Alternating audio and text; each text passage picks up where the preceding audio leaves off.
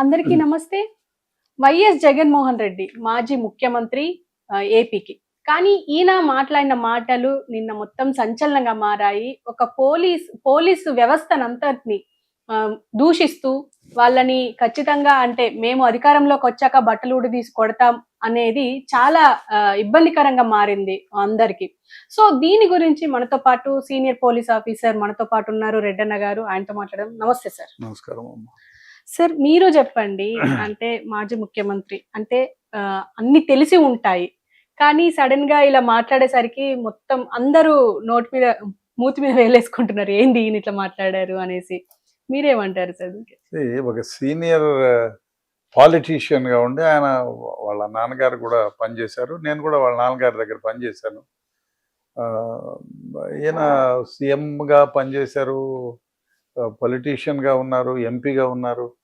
అన్నీ తెలిసి ఉండి ఇలా నోరు జారడం చాలా బాధాకరమైన విషయం. ఎందుకంటే బట్టలు ఊడదీస్తాను అనడం చాలా తప్పు. మీరేమన్నా ఉంటే మేము వస్తాము, వచ్చిన తర్వాత ఎవరైనా ఇప్పుడు నువ్వు సీఎంగా పనిచేసావు, నేను దాదాపు 10 మంది సీఎంల దగ్గర పనిచేశా. ఆయన వెంగళరావు దగ్గర నుంచి పనిచేసాం అందరి దగ్గర. సో మీరు పాలిటీషియన్ 5 ఏళ్ళు పనిచేస్తారో, 4 ఏళ్ళు పనిచేస్తారో, లేదు జమిలీ లాంటిది వస్తే 3 ఏళ్ళలో ఉంటాయో, లేదు ఇంకేదన్నా అవాంతరాలు జరిగితే 2 ఏళ్లలో 8 నెలలు 8 రోజులు భాస్కర్ రావు గారు 8 రోజుల్లో 10 రోజుల్లో సీఎంగా చేశారు. అంత మాత్రం చేత ఇప్పుడు డిపార్ట్మెంట్లో ఉన్నవాళ్ళు దాదాపు 40 సంవత్సరాలు పనిచేస్తారు. వాళ్ళు మీరు సీఎంగా వచ్చినా పనిచేయాలి, ఇంకోళ్ళు సీఎంగా వచ్చినా పనిచేయాలి. అంతేగాని కొందరు ఉంటారు, అందరూ కాదు. నిజంగానే కొందరు పాలిటీషియన్కి లోపలి పనిచేసే వాళ్ళు ఉన్నారు. మా హయాంలో అయితే మేము ఎప్పుడు ఏ పాలిటీషియన్ కింద తలవొగ్గి పనిచేయలేదు. వాళ్ళు చేయగలిగితే ఏమో ట్రాన్స్ఫర్ చేస్తారు. నైతికంగా అందరికీ డిపార్ట్మెంట్ ఎందుకు ఉండేది? అందరికీ సంక్షేమం చేయడానికి, అందరినీ రక్షించడానికి పోలీస్ డిపార్ట్మెంట్ ఉంది. మిగతా డిపార్ట్మెంట్లు వీళ్ళకి ఫైనాన్షియల్గా ఏం సంబంధం ఉండదు. ఎవరైనా తమ దగ్గరికి అన్యాయం జరిగిందని వస్తే అన్యాయం ఎవరు చేశారో వాళ్ళ పట్ల నిలబడకుండా న్యాయం చేయాలని ఎవరైతే బాధితులు ఉన్నారో వాళ్ళ కోసం కంకణం కట్టుకొని చేసే పోలీస్ డిపార్ట్మెంట్. ఎవరో ఒకళ్ళు ఇప్పుడు మీ హయాంలో కూడా కొందరు చెడ్డ పనులు చేసినారని వాళ్ళు ట్రయల్స్ ఫేస్ చేస్తున్నారు, సస్పెండ్ అయినారు. అంత మాత్రం చేత మీరు చెడ్డ చేసినట్ట, మీరు వాళ్ళను ఉపయోగించుకున్నట్ట. ఇది తప్పు. డెఫినెట్గా ఇది చాలా బాధాకరమైన విషయం.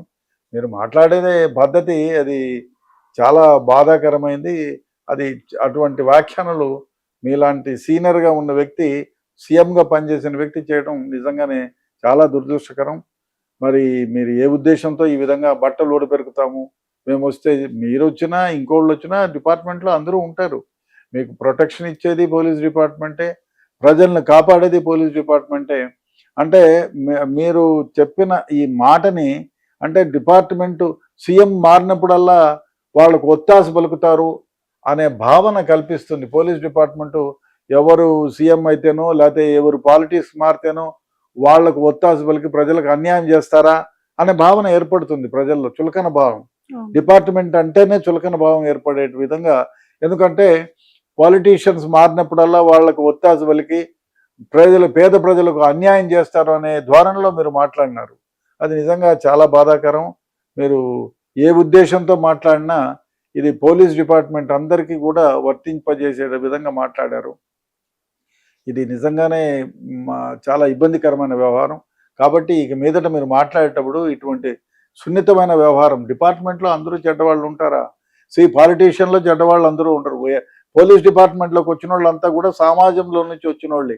ఈ సమాజంలో ఎంతమంది చెడ్డవాళ్ళు ఉంటారో అంతమంది అడ్వకేట్లలో ఉంటారు, అంతమంది పాలిటీషియన్లో ఉంటారు. పాలిటీషియన్లు కొంచెం ఎక్కువే ఉంటారు, ఎందుకంటే వాళ్ళకి అవకాశం ఎక్కువ.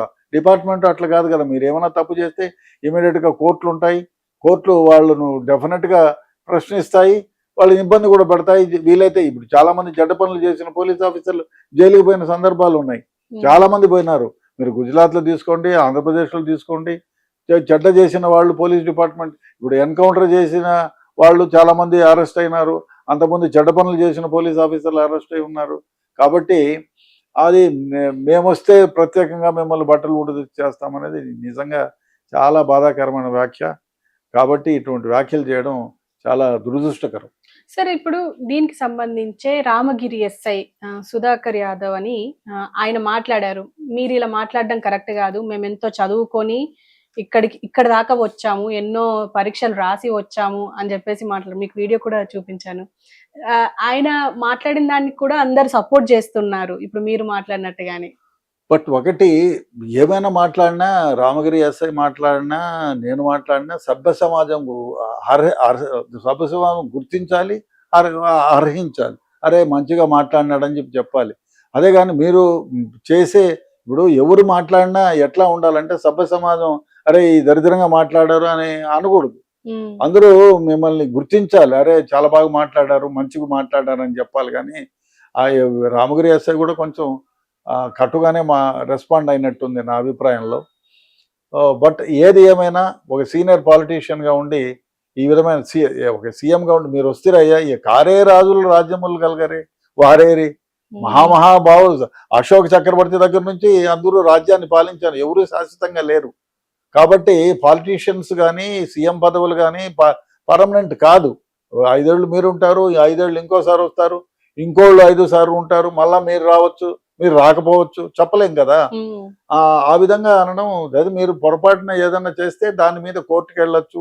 కోర్టుకు వెళ్ళి మీరు తప్పు చేశారని నిరూపించి ఎవరైతే తప్పు చేశారో వాళ్ళపైన కఠినంగా శిక్షించమని కోర్టుల ద్వారా మీరు కోరవచ్చు. వాళ్ళని అన్ని విధాలుగా ప్రశ్నించవచ్చు. ప్రజాస్వామ్యం ఇది. మీలాగే అందరూ ప్రశ్నించవచ్చు.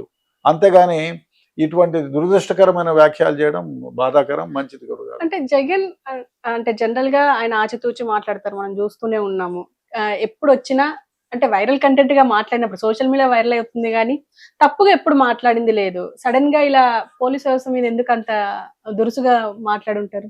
బహుశా ఆయన అనుకోకుండా ఈ నోట్లో నుంచి వెలువడ్డాయా అనే అభిప్రాయం కలుగుతుంది. ఎందుకంటే ఏదో ఎవరో ఇప్పుడు ఒక్కోసారి ఏమైపోతుంటే స్టేజ్ లేకపోతే ఎదుటి వాళ్ళు ప్రోత్సహించే దాన్ని బట్టి యువతల వాళ్ళు మాట్లాడడం కూడా జరుగుతుంది. మీరు ఎవరన్నా ఒకరిని తిడితే ఎదుటోడు చప్పట్లు కొట్టినారు అనుకో, 4 వెధవులు ఉంటారు ముందర కూర్చొని, ఆ 4 చప్పట్లు కొట్టినారంటే వీడికి ఇక్కడ మాట్లాడే ఆయనకు వేరే విధంగా అర్థమైపోతుంది. వాడు నువ్వు ఇప్పుడు మైక్ ఆపే అని చెప్పడానికి కొందరు బాగా చప్పట్లు కొడితే ఇంక వెళ్ళిపోరా బాబు అని. సో ఏ విధంగా మాట్లాడినా దాన్ని రైట్ గా తీసుకొని మాట్లాడితే ఈ విధంగానే ఉంటుంది. అదే కాదు, పోలీస్ డిపార్ట్మెంట్ అందరిలో పనిచేసే ప్రతి ఒక్కళ్ళు కూడా ఈ విధంగా నేను హానెస్ట్ గా సిన్సియర్ గా పనిచేస్తున్నాను కాబట్టి నేను ఎందుకు ఈ మాట పడాలి అని ఉంటుంది. ఇప్పుడు పోలీస్ డిపార్ట్మెంట్లోకి వచ్చిన వాళ్ళంతా సత్యహరిచంద్రులు నేను చెప్పను, కొందరు చెడ్డవాళ్ళు కూడా ఉండొచ్చు, చెప్పలేను. ఎందుకంటే ఇప్పుడు మీరున్నప్పుడు ఎంతమంది మీ మాట విని మీరు చెడ్డ పనులు చేయమంటే చేశారో మిగతా దాంట్లో కూడా ఉండొచ్చు, చేసి ఉండొచ్చు. అంత మాత్రం చేత వాళ్ళని గుర్తించి వాళ్ళకి తగినటువంటి శిక్షకు ఏమైతే ఉంటారో మీరు కోర్టుకు వెళ్ళండి, కంప్లైంట్ చేయండి, తగిన రీతిలో మీరు స్పందించండి, వాళ్ళపైన చర్య తీసుకుంటానని చెప్పండి. అది పర్వాలేదు. కానీ తప్పు చేసిన వాళ్ళని చర్య తీసుకుంటానని మొత్తం డిపార్ట్మెంట్నే బట్టలు ఊడబెరుకుతాను అనే మాటలు నిజంగానే చాలా బాధాకరం. నేనే కాదు, నేను చాలా మందితో మార్నింగ్ నుంచి నాతో మాట్లాడారు. ప్రతి ఒక్కళ్ళు కూడా చాలా ఇబ్బందికరంగానే ఫీల్ అవుతున్నారు. అది చాలా దురదృష్టకరమైనటువంటి. సార్ అంటే ఇప్పుడు జనరల్ గా ఇప్పుడు ఎస్ఐ మాట్లాడారు, కానీ ఇప్పుడు కానిస్టేబుల్ నుంచి వెళ్ళి పైన డీజీ ఐజీ వరకు ఉంటారు. వీళ్ళెవ్వరూ రెస్పాండ్ అవ్వలేదు, ఇతను ఒక్కరే రెస్పాండ్ అయ్యారు. అంటే దీని అంటే ఎలా చూడొచ్చు అంటారు? ఏమో మరి చెప్పలేము. ఆ అబ్బాయి ఎస్ఐ ఎందుకు ఆ విధంగా రెస్పాండ్ అయినాడో ఐ డోంట్ నో. బట్ ఏది ఏమైనా సీఎం గారు ఒక మాజీ సీఎంగా ఉండే ఇటువంటి వ్యాఖ్యానాలు చేయడం చాలా దురదృష్టకరం, మంచి పద్ధతి కాదు. అంటే సార్ ఇప్పుడు మీరు అన్నట్టుగానే పాలిటిషియన్స్ కి ఇప్పుడు పోలీస్ ఆఫీసర్స్ విధేయులుగా ఉండాల్సిందే అంటారా? ఏం లేదంటే మేము చేయనని చెప్పిన సందర్భాలు కొన్ని వేలు ఉన్నాయి. ఇప్పుడు బాంబ్ బ్లాస్ట్ జరిగినప్పుడు 2007లో నేను అసిస్టెంట్ కమిషనర్ చార్మినార్, నేను వేరే ఒక ఆయన ఒక మినిస్టర్ లాంటి వ్యక్తి నేను చెప్తే నేను చేయనని చెప్పా. వేరే కంప్లైంటెడ్ టు సీఎం చేసుకున్నా, నన్ను ఏం చేస్తారు, అక్కడ నుంచి ట్రాన్స్ఫర్ చేస్తారు. అంతగా ఇప్పుడు అవినీతిగా ఉండే వ్యవహారాలు మనం చేయమంటే చేయం కదా. అంతకుమించి ఇప్పుడు మీరు ఏం చేస్తారు, మీరు తప్పు చేసి ఉంటే మీ పైన సస్పెండ్ చేస్తారు, లేదు తప్పుడు కేసు పెట్టి సస్పెండ్ చేస్తారు. మళ్ళీ 4 రోజులు అది తప్పుడు దాన్ని తేలిపోతున్న తర్వాత మీరు నిజాయితీగా ఉన్నవాడు నిజాయితీ పరులని తేలిపోతుంది కదా. అంతమా ఇప్పుడు ఏదన్నా చేయమంటావు, నేను చేయనంటే ఏం చేస్తారు, అక్కడ నుంచి ట్రాన్స్ఫర్ చేస్తారు, లేదు సస్పెండ్ చేస్తారు 1 నెల 2 నెలలు 6 నెలలు. మేము అర్ధ జీతం ఇస్తారు, మళ్ళీ అయిపోయిన తర్వాత ఫుల్ జీతం ఇస్తారు. ఎందుకు ఊటికం చేయాలా? ఏం చేయాలి? వాడు మంచి పోస్టింగ్. అయ్యా యు ఆర్ హానెస్ట్ అయితే ఎవరు ఏమీ చేయలేరు. మీరు డిజానెస్ట్, నాకు మంచి పదవి కావాలా, 4 రూపాయలు చెడ్డ పనులు చేసి సంపాదించుకోవాలనుకుంటేనే ఇవన్నీ వ్యవహారాలు. లేదా నేను హానెస్ట్గా ఉంటాను, హానెస్ట్గా ఉద్యోగం చేసుకుంటానంటే ఎవరు ఏం చేయలేరు కదా. ఎవ్వరూ ఏం చేయలేరు. మీ జీతం మీకు వస్తుంది. మీరు పీటీసీలో వేసినా, సిఐడిలో వేసినా, ఇంటెలిజెన్స్లో వేసినా మీ జీతం మీకు వస్తుంది. మీరు హానెస్ట్గా ఇక్కడ చేసే ఉద్యోగం అక్కడ ఇంకా రెట్టింపు ఉత్సాహంతో చేస్తారు. అంతకుమించి ఏమవుతుంది? సో అంత మాత్రం చేత ఇప్పుడు ఎవ్వరికి ఇబ్బంది అంటే నేను లైమ్ లైట్లో ఉండాలా, 10 రూపాయలు సంపాదించుకోవాలా, ప్రజలకు అన్యాయం చేయాలనే వాళ్ళకి కష్టం. కానీ నేను న్యాయం చేస్తానంటే ఇప్పుడు న్యాయాన్ని ఎప్పుడైనా గుర్తిస్తారు, ధర్మాన్ని ఎప్పుడైనా గుర్తిస్తారు.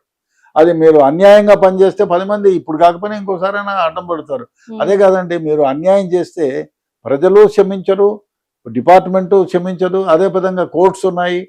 ఇవన్నిటికి మించి భగవంతుడు ఒకడు ఉన్నాడు. ఆయనైనా మనం ఆలోచన చేయాలి కదా. అంటే జనరల్ గా అందరికి ఏముంటుంది అంటే పోలీస్ డిపార్ట్మెంట్ మొత్తం పొలిటీషియన్ చేతిలో ఉంటది, వాళ్ళు చెప్పినట్టే వాళ్ళు ఆడతారు పోలీసులు అన్న ఒక అపోహ ఉంది. నిజమే, ఇట్లాంటి వ్యవహారాలు జరిగినప్పుడు డెఫినెట్ గా ఉంటాయి. చాలా మంది పొలిటీషియన్స్ విన్న పోలీస్ ఆఫీసర్స్ ఉన్నారు. అందువల్లనే వాళ్ళందరూ అనుకుంటారు. ఇప్పుడు మీరు ఎవరన్నా చచ్చిపోతే కంప్లైంట్, ఎవరన్నా చంపేస్తే కంప్లైంట్ ఇచ్చేదానికి పోలీస్ స్టేషన్ పోతే ఎమ్మెల్యే దగ్గర లెటర్ దేమంటే అది అంతకంటే దారుణం ఉందా? పోలీస్ డిపార్ట్మెంట్ ఉద్భవించిందే ప్రజలకు సేవ చేయడానికి, అట్టడుగు నిరుపేద వర్గాల వారికి సేవ చేయాలని, అందరికీ న్యాయం చేయాలని, అందరికీ ధర్మం జరగాలని. అందుకే నేను ముత్తుకొని చెప్పాయింది ముందు నుంచి కూడా, అయ్యా పోలీస్ డిపార్ట్మెంట్ని ఇండిపెండెంట్ డిపార్ట్మెంట్, FBI లాగా అమెరికాలో లాగా ఇండిపెండెంట్ డిపార్ట్మెంట్గా చేస్తే వీళ్ళ ట్రాన్స్ఫర్స్ కానీ, వీళ్ళ రిక్రూట్మెంట్ కానీ, వీళ్ళ వ్యవహారం అన్నీ అది independent department. They will not care anybody. న్యాయం ఎటుంటే అటు చేస్తారు, ధర్మం ఎటుంటే అట్టే చేస్తారు.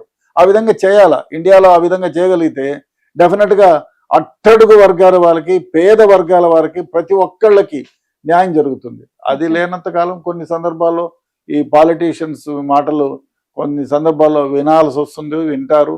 విన్నప్పుడు ఎదుటి వ్యక్తికి అన్యాయం చేసిన వాళ్ళం అవుతాం. అంటే ఇప్పుడు ఫైనల్ గా జగన్ ఏం చేస్తే బెటర్ అంటారు? అంటే ఇప్పటికీ 2 రాష్ట్రాల్లో ఆయనకు వ్యతిరేకత వస్తుంది ఈ విషయంలో. అంటే సామాన్యులు కూడా అంటున్నారు ఒక మాజీ ముఖ్యమంత్రి అయ్యుండి ఇలా మాట్లాడడం ఏంటి అని చెప్పేసి, ఆయనే సారీ చెప్పాలి అది ఇది అని చెప్పేసి అంటున్నారు. ఆయనే విజ్ఞతతో ఆలోచించాలి. నేను చేసింది మళ్ళీ ఇంకోసారి ఆయన వీడియోస్ ఉంటాయి కదా, చూసుకొని నేను విజ్ఞతతో మాట్లాడానా లేదా, నేనేం చేస్తే బాగుంటుంది, ఈ డ్యామేజ్ కంట్రోల్ని ఏ విధంగా తీసుకోగలను అనేది ఆయన. అదే కాదు, మీరు ఇప్పుడు రిటైర్ అయిన వాళ్ళు కొన్ని వేల మంది ఉన్నారు. వాళ్ళు ఇప్పుడు రిక్రూట్ అయిన వాళ్ళు వేల సంఖ్యలో పోలీసు